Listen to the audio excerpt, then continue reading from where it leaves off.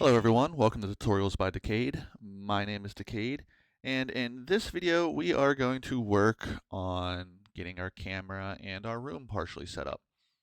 Before I begin though, make sure you give this video a big old thumbs up at the end, and if you haven't done so already, please subscribe as I have videos like this coming out all the time and I don't want you to miss anything, and it helps me out as well, so I do appreciate it if you do that. Now that that's out of the way, let's get started. So in the previous video, we sort of made a little makeshift room here. It's nothing fancy or spectacular yet. We will be working on that. Um, but for right now, whenever we hit play, you notice that we can move the character around, and the character can bump into objects, but the character can also walk off the screen, and there's no camera following the player. So in order to fix that, we are going to first make sure Cinemachine is installed. To do that, we're going to go to Windows, we are going to go to Packet Manager, and then Packet Manager. This might take a few seconds to load, but we're going to scroll down until we see Cinemachine. If you got that little check mark right there, that means it's installed. If not, this little button right here where it says remove, it'll say install. So click on that, accept anything that pops up, and then let it install. Once it installs, you'll be ready to go and do this. So what we're going to do is we're going to set up the camera and our room kind of at the same time. So in the hierarchy, we're going to right click, we're going to create an empty, and we're just going to call this rooms. And the first thing we're going to do here is reset this to 0, 0. So 0 and 0. That is because we are going to need precise location, and if this is off center for whatever reason, things are going to get a little weird. So right click on rooms and go to create empty, and from here we are going to just name this room 0, 0. And what we're going to do is we're going to make a grid system of rooms. So 0, 0 is the middle, and then as we go up, down, left to right, we'll change these numbers to match that. But for now, we'll just name it 0, 0. And now this part that we're going to do is not necessary if you remember your locations, but it is a good visual. Otherwise, it serves no real purpose. But in room 0, 0, we're going to create empties. And we're going to just name, we're going to create an empty and name it bounds. And then right click on bounds, create another empty, and we'll name this UL for upper left. And what we're going to do is over here, this little 3D box here, this cube, we're going to click on that, and we'll give this one red, this little red circle. And you really can't see it until we zoom in, but you can't see it anyway because all that stuff's there. So what we're going to do is we're going to move this. I believe my room was 50 wide and 30 tall, so we should be able to go -25. There we go. So you see this little red dot? That is this. You can change that to whatever. So if I change it to a white one, I can change it to a purple one. For now, we're just going to keep it red. But -25, and then for the y, I do believe that is 15. And it is. So that's on that corner. So we're going to do the same thing for each of the corners. We'll just create an empty, name it UR for upper right. We'll change this one to blue, and then it should be 25 and 15. Now those numbers are going to vary. If you made the room the exact same size my room is, then those numbers will work for you. But if you made a different size room, you're going to have to play around with this until you get the corners. Again, this is going to vary depending on how big you made the rooms. So we're just going to make 2 more here. We'll just name this one LR for lower right.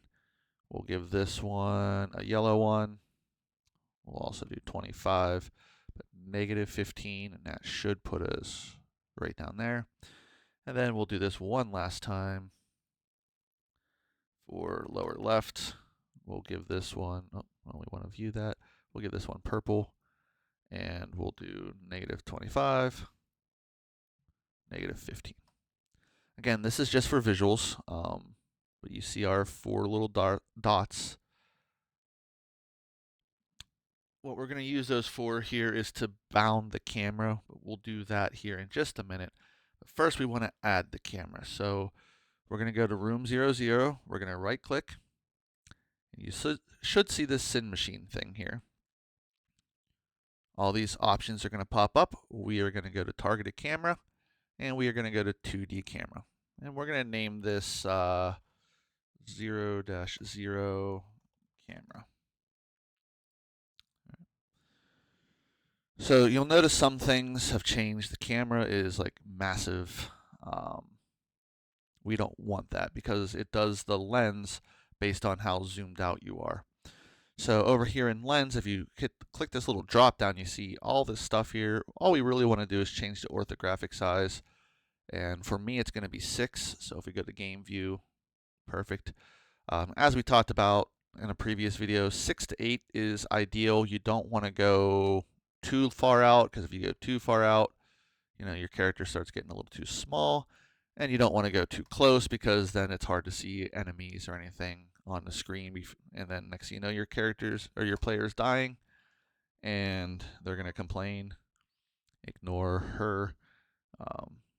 Anyway, so now that we have a camera, we need to make sure that the camera follows the player. So you'll notice that right here, you see this thing called tracking target.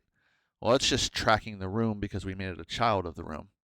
But we don't want to do that. We want to actually follow the player. So if we click the player and drag that over to tracking target, we are now tracking the player. So if I were to hit play,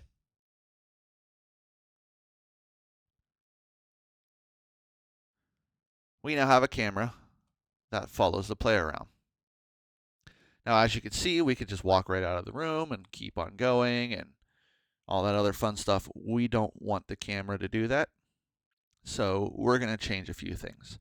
The first thing we're going to do is down here where it says Cinemachine Position Composer. We want to go to Dead Zone, and we want to add a dead zone. So it's kind of hard to see, but you'll notice like this light color and then this darker color. Well, this darker color is your dead zone. So the dead zone is if anything is moving in that dead zone, the camera's not going to move until you get out of the dead zone. We are going to change ours to 0.4 and 0.4, give ourselves a little bit of a bigger dead zone. So let me show you what that looks like. So now that we're in that dead zone, that camera is not moving at all. But the second we leave that dead zone, the camera starts following the player. We want that because a lot of people, or not a lot of people, but there are some people out there that are really sensitive to like movement and things like that. And if your camera doesn't have a dead zone, it's going to move every time the player moves, and that can cause some issues to some people, and we don't want to do that. Plus, I think it just looks a lot better not having the camera move every time the player character moves. So we definitely want to make sure we have a dead zone. You can play around with the size of the dead zone. Obviously, the bigger the dead zone, the more you can move without the camera moving. But then that could cause some issues if the dead zone's too big.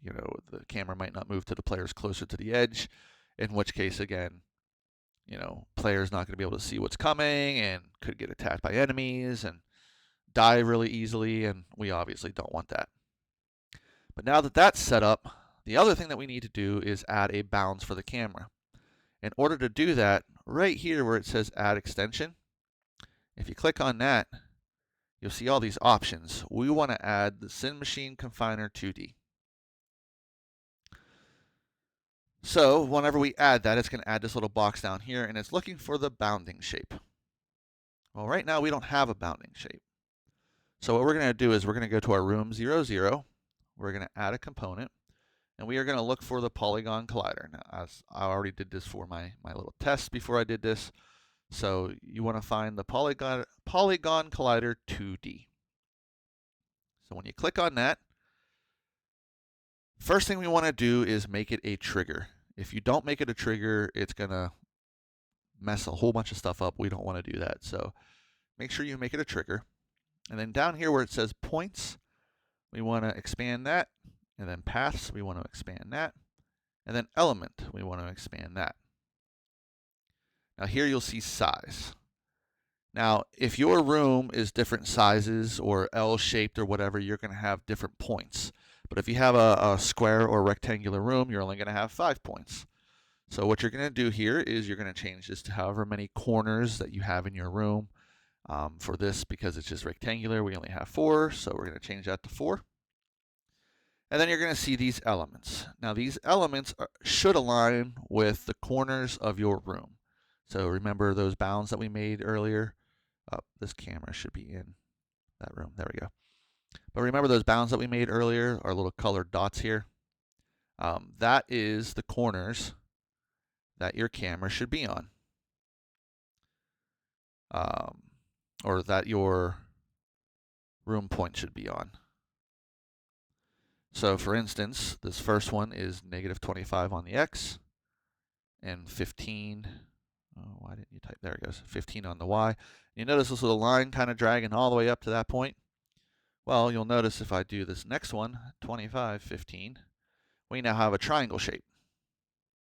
And if I do this next one, 25, -15, we still have a triangle, but it's down to here. And this last one, 25, -15. And now our box is here. And I can't stress this enough, make sure this is a trigger. Once you have your bound set, you can go back to your camera, and where it says bounding shape 2D, you just drag your room 00 onto there and drop that. And now if we hit play,